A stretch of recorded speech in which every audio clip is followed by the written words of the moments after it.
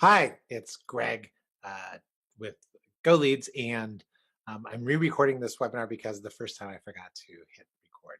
So this time the recording is actually on.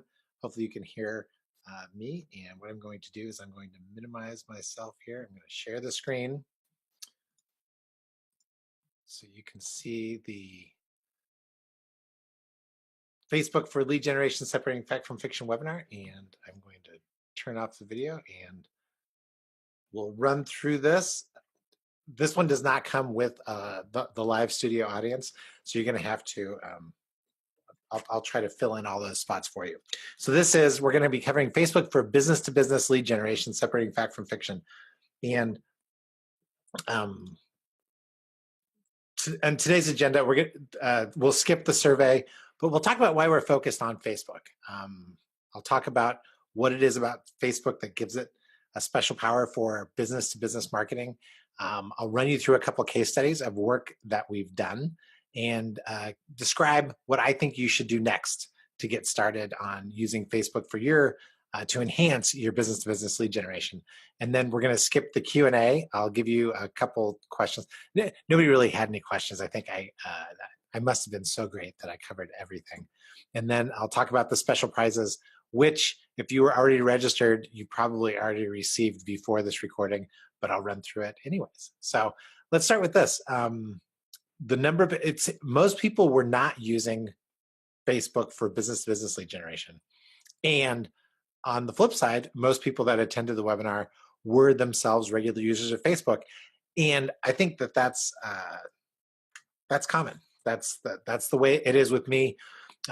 Even though I do use it for business-to-business lead generation now, that's not how it started. But I was on Facebook all the time. So I buy into when social media strategists come around and say, hey, your buyers are on Facebook. I don't disagree. The question I've always had for them is, how do I generate leads on Facebook? Because that's what I'm trying to do. So I'll talk about how I arrived at the strategy that we use for our clients currently. As you know, Facebook is the largest of the social media properties. I think it's estimated that, what do they say? Yeah, 58% of all Americans are on Facebook right now. And so I think that includes, that's going down to kid age. I think you need to be 12 or 13 before you can get on Facebook. But certainly when you look at the number of people that are actually online, it's even bigger. So it is an audience that's worth paying attention to. There's 126 million people employed in the USA, right? So there's 100 million people that are on Facebook at the very least, where we should be, where we have the opportunity to get in front of them. With that 80% being on Facebook, and even if they were just influencers, they're something that we should probably be in front of. So we'll work inside that frame. These are the ways that Facebook ads show up, and I'm sure you've seen all these, so I'm not going to show you anything new, but we can sponsor ads right there. That example is inside of your desktop, your feed, and then also the right sidebar. You can put ads on the right-hand side. This is going to show, it's a little animated GIF, but that's inside of Messenger. So if you use the Facebook Messenger tool, there is a way to do marketing inside of there. If you use Instagram, or I'm sorry, that's the mobile feed. And then there's also Instagram. And what they give us is we can segment down by, it's like traditional consumer marketing, right? We can go with location, we can pick demographics, age, sex, whether or not you have a family, some things like that. And then we can go by interest. So right here is where Facebook starts to separate itself from traditional list compilers that I was familiar with, in that it just knows everything, right? It knows what you like. It knows what your friends are like. The big machine kind of mashes them all together. It looks at your behaviors and it's able to target ads based on that. But that being said, that's mostly business to consumer stuff that we've been doing for years. How does it work for business to business? That's the big question. The way it works for business to business is because they have this special feature, what I call their special power, which is they can create audiences. And so we'll talk about audiences Next, if AdWords equals intent, right? So if I can market on AdWords because I can determine the intent of the searcher by looking at what they're searching for. So when they search for something like insurance agents near me, I know they're looking for insurance agents. They're probably in the market for insurance. So I can bid on that term or optimize for that term. Facebook, on the other hand, is more attributes, right? It's what somebody looks like as opposed to what it is that they're doing. So when it comes to businesses targeting individuals, we know that businesses are made up of individuals. So we're not able to get to what they're buying. So if it's we can't search on Facebook for insurance agents near me, but what we can do is we can marry those two things up inside of audiences. We can take everything that Facebook knows about everybody. We can take the audiences where we've taken the intent from AdWords and where we know that the things that businesses are searching for, and we can mash all those together inside of our audiences. Because what we can do is we can put the Facebook pixel on our websites.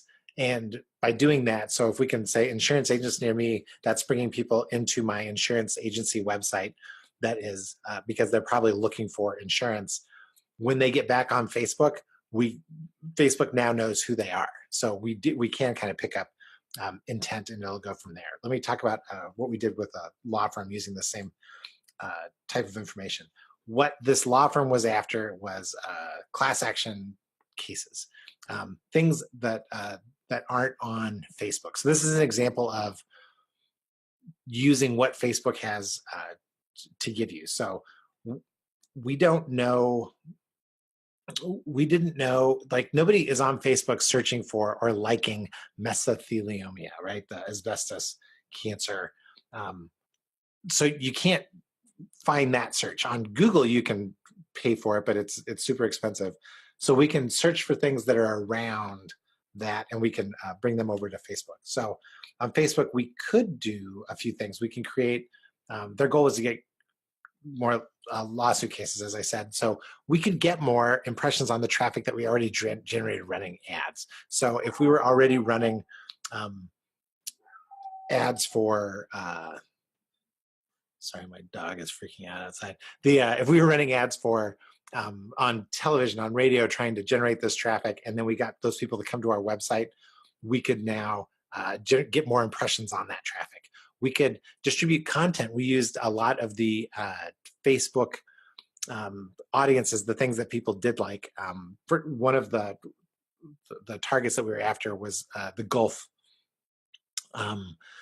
Gulf oil spill lawsuits. And so we knew that anything that these people were probably part of these communities that were on the shores. So we could look up every single one of those communities along the shore. And most of them had, people who liked Tampa Bay, or were part of the Tampa Bay of Commerce, and they had liked that page. We could target those. But instead of running ads for them, what we did is we would create content for the website, which we were already doing, and we were distributing it to that audience. So we were running an ad for that content to that audience about the BP oil spill lawsuits, thinking that anybody who was interested would see that, and they were starting to associate the name of the firm with BP oil suit settlements. And then, as I said, we were retargeting the site visitors. So Facebook audiences allowed us to divide those groups up into website visitors, lookalike visitors, which was after we started generating some traffic. One of the things that audiences allows you to do is you can tell it. So I always refer to Facebook as the robot. You can tell the robot, hey, these are all the people who I've been targeting. Why don't you go in and find people who look like them? And the interesting thing is, it's actually pretty good at doing this. I'm sure you've heard the stories of the artificial intelligence or the machine learning, where you just keep feeding things into it, and then it comes up with conclusions that the human mind does not, because it's sorting through so many pieces of data. So it figures out that just by analyzing a face, it can tell you whether or not you have whether or not you have a limp, something ridiculous like that. This lookalike audiences does the exact same thing. The challenge is for most of us is for our small businesses that are doing business to business marketing is we don't have enough to get really good information. But even with small audiences, it tends to do pretty good. And then as I said, we use it for PR distribution. So the result, we had approached these campaigns. We had a very specific cost per inquiry, which is not a cost per lead, CPL. I should have put cost per lead, but it was cost per inquiry. We had a very specific dollar amount that we were shooting after. And if you're wondering what we based that off of, we had based that off of we could actually purchase these leads. So we knew that we could spend, for instance, on transvaginal mesh leads, we could spend $500 for a qualified lead. So that's a lead that has all the symptoms, right? They've already answered all the questions, and we know that they're good people that are probably looking to join this lawsuit. If we knew that it was $500 for a super qualified lead like that, we were trying to generate them for about $150. And the reason is because we had to do more work for them, but it also brought that average cost down. You couldn't afford to spend $50,000 all the time on these class action lawsuit leads. But once you blended them together, you could bring that average cost down quite a bit. And plus, we kind of went to school on what was good and bad about the other leads. And that really brought down the cost per acquisition. So that huge increase in cost per acquisition was the big win that we found in this. And it was all due to Facebook. I have to give credit where credit's due. This one is more of a business to business challenge. We had been contracted with a seminar company. They were trying to get a very specific audience of owners and CEOs of small to mid-sized enterprises. And they wanted them to attend a series of events, and the first event was a breakfast. And so this is a cold group that they're trying to get in front of by addressing a topic, putting them in a pretty interesting location, and giving them a chance to network with each other was kind of the objective. They were going to be running multiple events here. So one of the other goals was they wanted to raise their awareness of them too. So we approached it as Facebook was part of our rule of 30. If you're not familiar with the rule of 30, sometimes I think it was called the rule of 27. I've seen this about 100 different ways. We use internally the rule of 30, and it is that only that you need to see something 10 times before you can take action, right? So it's that idea that I need to expose my brand to you 10 times before I get to a point where you can name me and recognize who I am and what it is that I do. The rule of 30 is that only 1/3 of the messages are getting through, if that. It could be the rule of 50 or the rule of 60 by now, because everything's so busy. So we were using Facebook to help us with those impressions, to increase the number of impressions in front of this audience. So if we could get this entire list, which was about 250 that we were targeting in this group, if we could get 750 impressions in front of this group, we were probably going to have a chance at grabbing those attendees for under $50 a piece. So in addition to Facebook, we had done invites, right? We had lists that we had purchased. We used invites. We sent them an invite and a postcard, a letter and a postcard. We ran LinkedIn ads to the same demographic audience. We did some press releases that we were able to get some the business journals to pick up on, and then we did a voicemail campaign that we had designed that really just mimicked everything that was on the ads. And the idea was that nobody was really going to pick up the phone. It was 1 out of 20, I think, got through to somebody who was live. And so we gave them a script to use, but then more than that, it was a 20-second commercial that we could run through. And then for Facebook, it was really just audiences, right? Customers and site visitors. So we had the list. We had a list of some of these people had done business with them before. So we loaded that into Facebook. And then we knew who their people that were coming to the site and visiting a particular page were the people we were targeting. So we were trying to show them ads on that too. So the result was that the first event reached their maximum attendance at their cost, which was exciting for them. And the surprise was that when we got there, the list that we had, the 18 that were there, it was a cold list, right? So there were 3 people who said they were going to be there, who didn't show up. Then at the same time, there were 3 people who were unannounced, who just came walking in, and I have no idea exactly where they came from. But what we could say is that Facebook helped with that. But somewhere in that web of the rule of 30, where we were just trying to get all those impressions out, they missed the point where they needed to register for this event, and instead just came and joined us, and it was great. So the big bonus was that future events have been a lot easier to fill on a much shorter list because of brand awareness, and they've been able to expand beyond. Well, they know their business pretty well, and that they knew from the very beginning that they were going to be expanding beyond this CEO list. It's just that's a one to start with, because then everybody who is trying to pay for an event, when the CEO knows what they're looking for, they say, "Oh, sure, I've been to one of those events, and that I found it worthwhile. You'll find it worthwhile too." So those are the big things, right? Is by creating an ad set promoting content, news, and articles, and then watching activity. That's what we can do today. So this is the what can you do now. So this is the Greg. Hey, thanks for everything, but what is it that we can? What are you saying that we should do for our particular business? I would start simple, which is just take a simple snapshot of where you're at today in Google Analytics and Excel, right? Taking a snapshot of this is what standard activity across our website, and this is what standard activity inside of our company looks like. Inside of Excel, I may include things like calls and average number of proposals. Nothing where I'm trying to tip off my hat, because right, what gets measured gets managed, but it gets managed by management, but it also gets managed by the people who are being managed. So I'm just trying to take a snapshot of where everything is so that I can see where things move, if they move. Add the Facebook pixel to your website and start building an audience, right? Build an audience of customers. If you have email addresses for your customers, load them up into Facebook. If you use a tool like MailChimp, they probably have a built-in match tool to build an audience.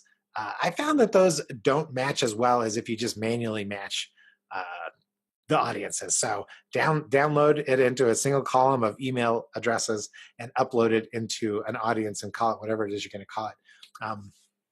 What I found is that you should be able to match 75 to 80%, and that's even on a business to business list, which is surprising. Your results may vary, but we have had success in building those kinds of lists. And then I would build an ad where all I featured was the latest news. So the picture from the latest blog post, and run it for a short period of time and just promote it to the people who are visiting my website, which is the Facebook pixel, and then the people who are in my audience already, and that's that audience of customers that you built. And then just sit back and watch, right? The big thing is, where is it going to show up? Is it driving a little bit more activity? Did the number of phone calls go up? Did the number of proposals jump up just a little bit? Sometimes that's all it takes. I'd run it for, and so Greg, how long? I'd run it for 60 days. How much does it cost? I don't know exactly. I will say that for most of the campaigns, we don't spend all that much money because the audience is so tight. You will need to refresh the ad on a regular basis, because once it's like anything, right? It's Facebook can get so many impressions in front of this audience so quickly that the effectiveness of whatever it is you're doing goes away pretty quickly. So I suggest running something and then changing it up on a regular basis. But you shouldn't have to spend much more than a few $100s. I'm guessing at how big your audiences are. But a few $100s a month will get you something where you can see, is it enhancing everything? And so here, I will tell you this story. I used to do business to consumer I owned a Hawaiian shirt company, and in that Hawaiian shirt company, we would target, like, it was easy to target on Google because Google was intent, right? So I could say if somebody was searching for Hawaiian shirt or tropical shirt, you knew what they were searching for, and you could bid for those positions and design your ads and your landing pages and watch your conversions there. But on Facebook, there was nowhere to search for that. But what we could do is we could say, hey, if you like Jimmy Buffett, if you like Kenny Chesney, if you like tequila, tequila, if you like Mexico, Hawaii, these were things where we could target you as an audience, and then you could come to the website. What I found was that people would come to the website, but I wasn't able to, like, in analytics, it was not showing conversions. So the more money I spent on Facebook, the more I was just like, I don't get it. I am not able to convert. Other people may be converting, but none of their stories matched mine, right? I talked to one company, and they were venture funded, and they were like, oh, we spend $5,000 a day and it's working great. I'm like, $5,000, that's like my yearly budget for Facebook. I don't have that to spend. And so is it working? I don't know. I turned it off. And so when I turned it off, since I had, we tracked pretty extensively, I did notice that everything kind of got depressed. All my results went down a little bit. I'll say about 9%. And on a whim, I thought, oh, well, nothing's really changed except for I turned off Facebook. What happens if I turn it back on? I turned Facebook back on, and this was before audiences and some of the tools that they have now, and everything went back up. So what was it doing? I have no idea. It's that rule of 30, right? Somewhere in there, I was getting enough extra impressions that it was enhancing my results. And so to this day, even when I was talking to a large toy retailer, and he was saying the same thing. He's like, I just don't get anything from my spend. It seems to be the same audience. I told him the story, that same story, and he went back and sent me an email and said, you know what, Greg, that is exactly what it's doing. Is it's enhancing it. So when I blend it in with all of my cost per lead, cost per acquisition activity, it's working. So that's really what we can do now. I went at this point into a Q&A. There weren't really very many questions. The big thing is most people just want to know, like, how long does it take? Again, that the ads run, their shelf life is really short. So unless you're running a pure branding campaign, which, as it turns out, I had done for one of those little pop-up Halloween stores. You've probably seen them. They come around every Halloween. And there was one that was in an area of town that we could target by zip codes. And so at the beginning of the season, when they said, the thing is about Halloween is everybody kind of shops right next to Halloween, but we'd really like to get more traffic in early. Well, what I say, so I ask them, well, what is it that you sell the most of? And they say, oh, the most that I sell is kids things, because parents do get up on it early and their kids tend to have parties early. So what we did is we ran nothing but branding ads, right? I said, let's cut the newspaper advertising because it's so expensive, and let's just run Facebook and just soak the moms in those areas with images of the hottest kids' costumes. And sure enough, the same thing, right? It was our best start to the season ever. Nobody said that they saw anything on Facebook. I get it. It's that's the way the rule of 30 works, right? So those are some of the questions. So how long does it take? I don't know. I can't answer that question. How much does it cost? I don't know. Can't answer that question either. Set a budget, set targets, and then start measuring, because I think you will see results pick up. And of course, if you engaged us with that, if you engaged us to do this work, I can actually, then I will give you better ideas as to what things cost, because I can actually look inside your thing. And that's really the point of the next slides is we do this work. We have been doing it for a couple of years now, because the GoLeads business has been built on inbound, getting people to call us, but all the tools we sell are outbound tools. And so what we've started to do is we have started trying to help people here and there, and it's taken us a while to figure out how best to do what we do internally and turn it around to businesses that aren't exactly ours. And what we've come up with is this lead gen tools concept. So we are putting together a pilot program, and I invite you to join it. And the way to join it is to find out whether or not, let us run through and describe what it is that we'd like to do, and then you tell us what it is you're trying to do, and then we'll see if we can generate the goal, which is more leads than you're generating from than whatever you're paying for right now. We could probably generate more leads if we apply these tools, and if nothing else, we can give you well, I guess that more leads really is better results. But if you're getting no leads, we can give you some leads. And if you're getting some results, we could probably give you better results. And that's it, right? There's an overabundance of tactics out there. There's a dearth of strategies. We will help you apply our strategy to your business. And that's the Lead Gen Tools program. So I invite you to sign up and get a demonstration on that. I tried to keep this as short as humanly possible. I'm looking to see if there's like a timer on this. But as short as humanly possible. And this time I did make sure it did record. So thanks for your patience. And the next webinar that we will do, it looks like, is going to be on analytics. And so look for that in June.